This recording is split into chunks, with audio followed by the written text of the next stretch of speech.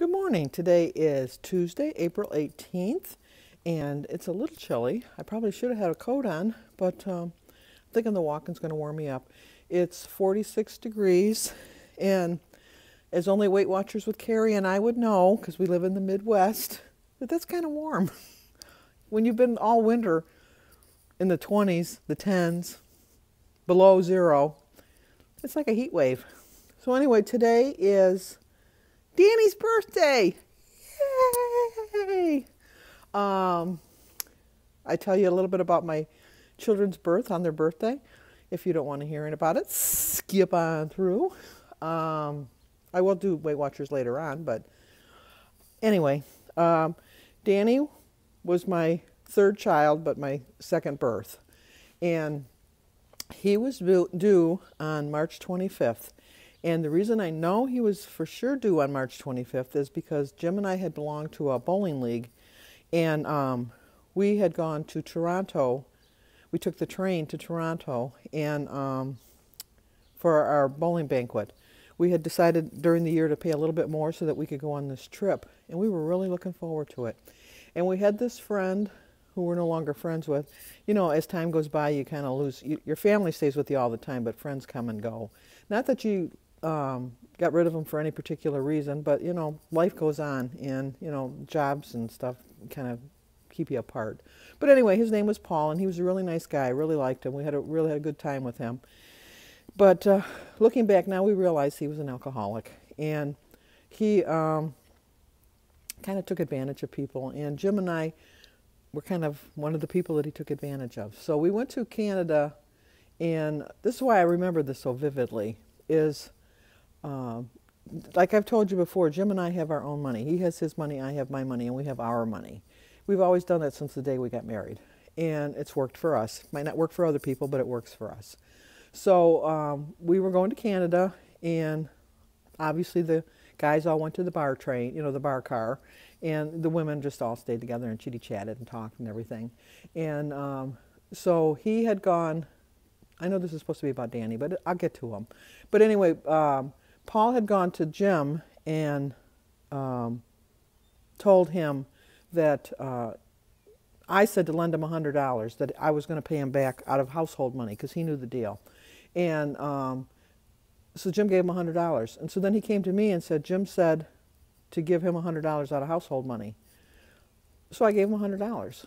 And then when we got into Toronto, Jim and I realized that Paul had taken all of our money, and we hardly had any money to spend. And you know what? I'm going to make this a story time. This is going to be a whole separate video, and then I'll start up my other video again, because this is going to be a story time video. So anyway, so Paul went around to everybody and said, could you lend Jim and Sandy some money, because you know they didn't have enough money. They didn't prepare properly, and I feel bad that they don't have any money. Well, yeah, he should feel bad. He took all my money. He took my money. I couldn't believe it. So he took the money from both of us, and we were both screwed. We just, you know, we couldn't get it back, and you know, we were young and foolish. We just didn't want to hurt his feelings or make him look bad. So we never said the scam that he pulled on us, because you know, looking back, I think we were foolish not to. But you know, I thought it'll come back to get him, and I don't know that it ever did, but I felt better knowing that at least I didn't contribute to his bad nature. So, you know, we had a good time in Toronto, and our anniversary is July 2nd. We had gone to Toronto like the last week in June, like the 26th, 27th, something like that. So Jim and I treated it like it was our honeymoon, and since we had no money to go out, we spent a lot of time hit in the room, and Danny was conceived. So I know for a fact that Danny was conceived on that day, and so I will go back to stopping this video now and starting my Weight Watchers video again, and I'll think of another story to add to this. But as for now, my story for Toronto was conceiving Dan.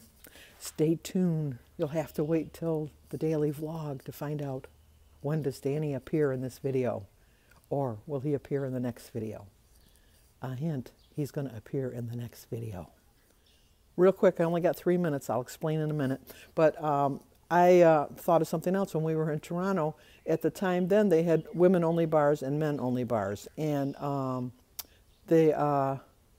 we had gone into this one bar, and it was a men's bar. They told us we couldn't stay, so we had to leave. A bunch of women went. Women went together, the men went together. So then they kicked us out. So then we went to another bar, and they said, no, this is for men only. You're going to have to leave. And they kicked us out again. So then we went into another bar, and we sat down, and we ordered our drinks. I don't know if you've ever noticed on my videos, I have a nervous twitch in my one eye. I wink a lot with just that one eye. And we were in the bar, and I kept, not realizing it, winking at this one particular girl. And she came and sat down with a drink for me because she saw what I was drinking.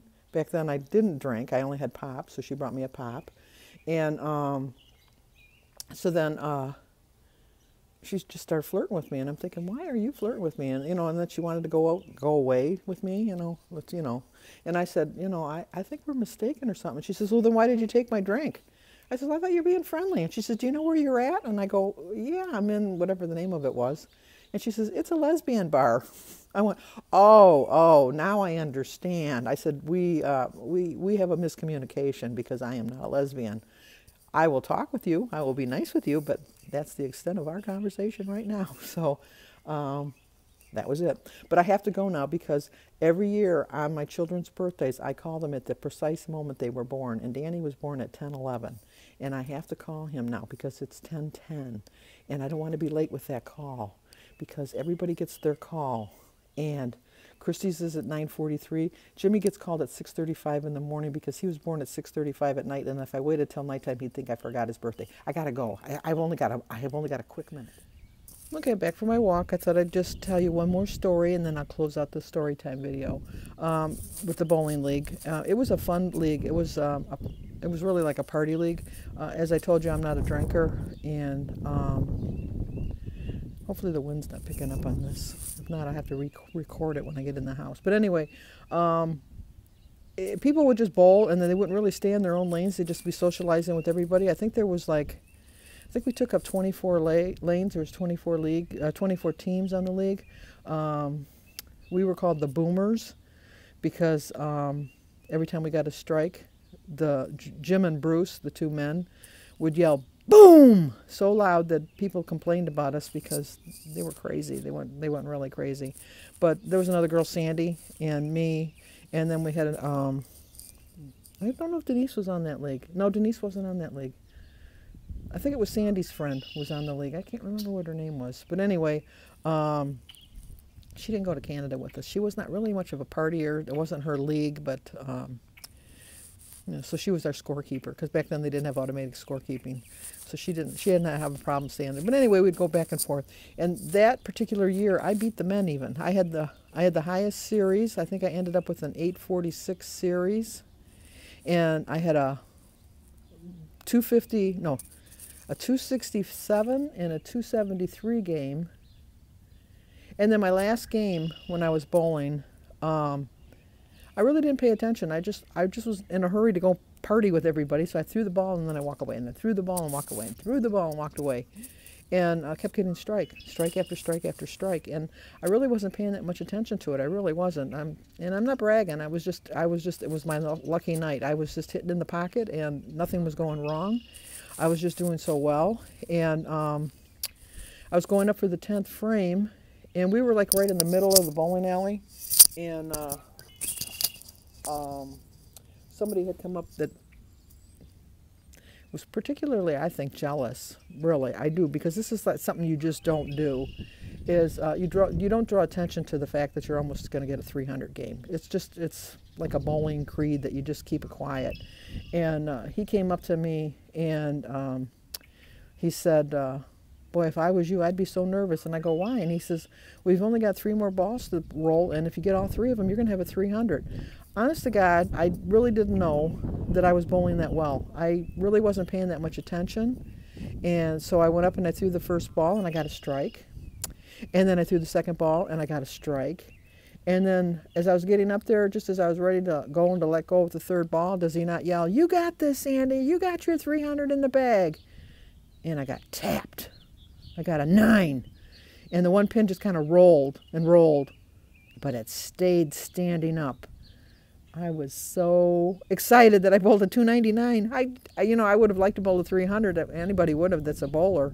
But I was just so ecstatic, and I went crazy. And he come up to me, and he says, "Well, why are you so happy you didn't get your 300?" And I went, "I bowled a 299. And I looked up his score. I says, "I hope you make 200 this game." And then I walked away. I was just so happy. And then at our bowling banquet, I won the highest for the bowling because they had women and men, and I had the highest for the women. But if I would have been going against the men, I had higher than the men too. And then for the series, I had the highest of the women. And guess what? I had higher than the men too. I beat him too. So those are my stories. I hope you liked them. Any suggestions for any other stories? I don't have a problem sharing them. Just let me know. I hope you liked the video. And subscribe. I don't just do story time. I'm on a weight loss program. Hopefully, you can't really tell, but I have lost almost 40 pounds. So, and I do a Weight Watchers meeting highlight on Saturdays, and I just do a lot of silly things. So subscribe if you haven't subscribed yet, and I will see you in my daily vlog.